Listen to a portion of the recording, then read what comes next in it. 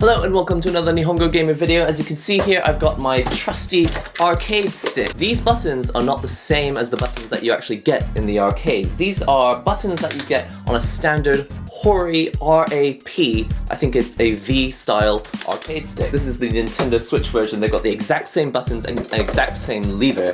This is the Hayabusa stick and I think they're called the Kuro buttons.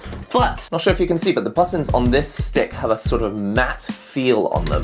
And I was very interested to see, or rather I am very interested to see, whether using actual arcade Sanwa parts is going to make any difference. I have absolutely no idea. Oh, sorry, almost dropped the stick. Because they're matte, they don't really stick to your fingers very well, and if you play the piano, you'll know that you can do like you can actually click the button like twice or 3 times if you play the piano. And they use the same thing in Street Fighter and other fighting games in order to make combos kind of come out more easily. So it's quite difficult because your fingers just kind of slide over, they don't really stick to the button. Whereas on a piano, well, they're not made of ivory anymore, but on a piano the keys are kind of plasticky and glossy, and in a way your finger kind of sticks to it so that when you slide off it, it actually helps the key come back up more quickly. So for that reason, I've actually gone out and I've actually bought some official Sanwa parts. Apparently these are the same parts that you use in the arcades. Whoa!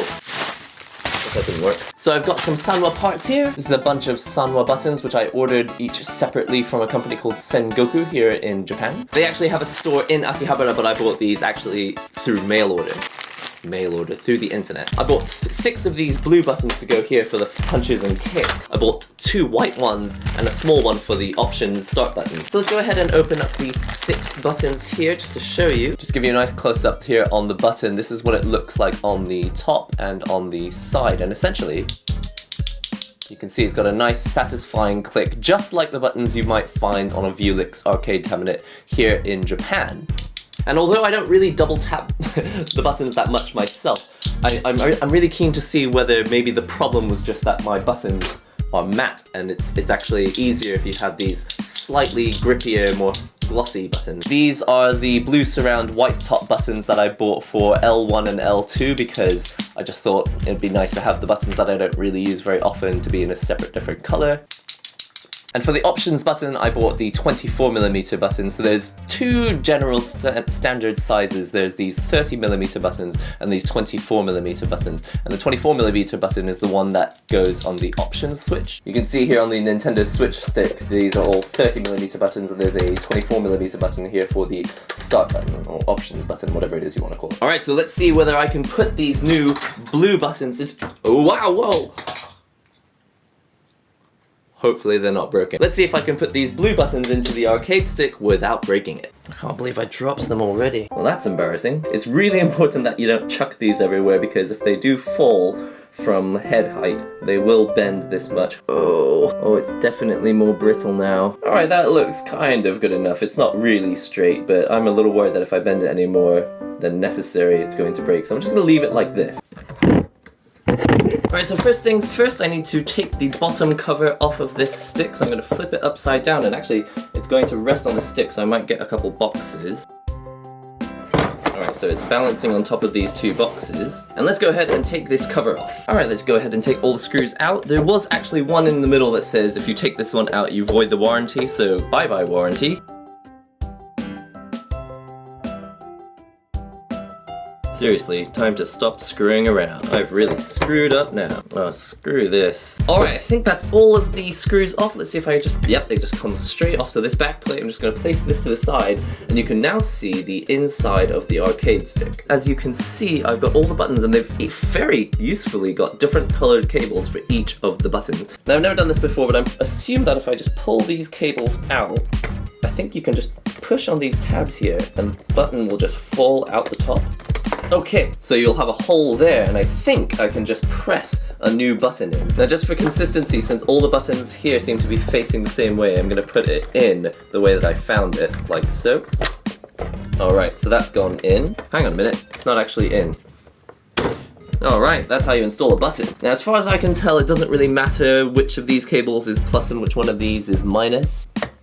If you push this black part too hard, it actually pushes the whole button forward a bit. I'm actually putting a little support with my left hand under here and then pushing the cables in. The title of this video should be Watch NihongoGamer Break His $200 arcade stick. Or is it $150? Can't remember.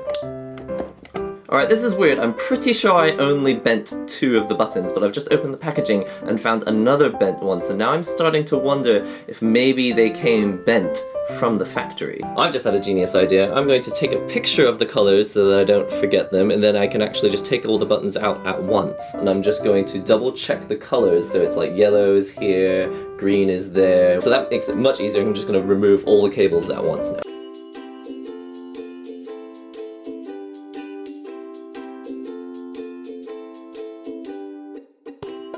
I'll get the cables out of the way for a split second.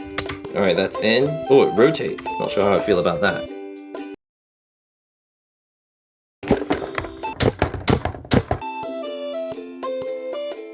Alright, this is the last one.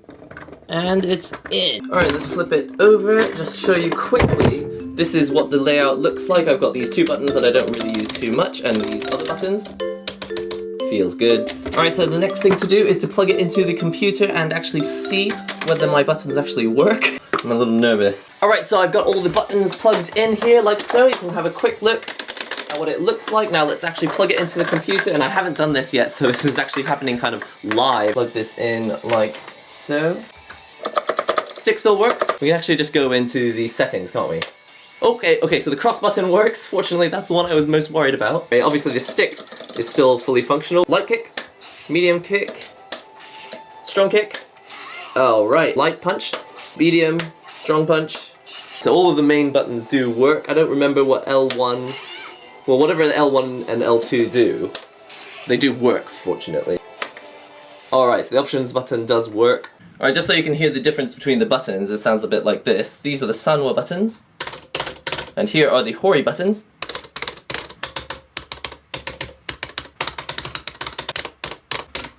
Alright, just first impressions, I do think that these slightly glossier buttons are going to make the double taps much easier, because they do, when your finger oils do kind of bring the button back up with you. With these slidey Hori buttons, it's kind of harder. It's not impossible, but I did find it a little more difficult. Actually, for some people you may like that it slides better.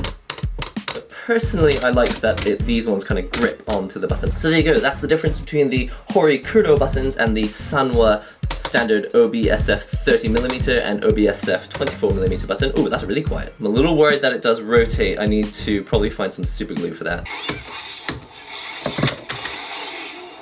Alright, so it totally works. I definitely prefer the glossy feel of these buttons. I think that's probably the only thing that I feel really is different. Supposedly the Hori buttons are lower profile and don't have as much travel, but I haven't seemed to notice that.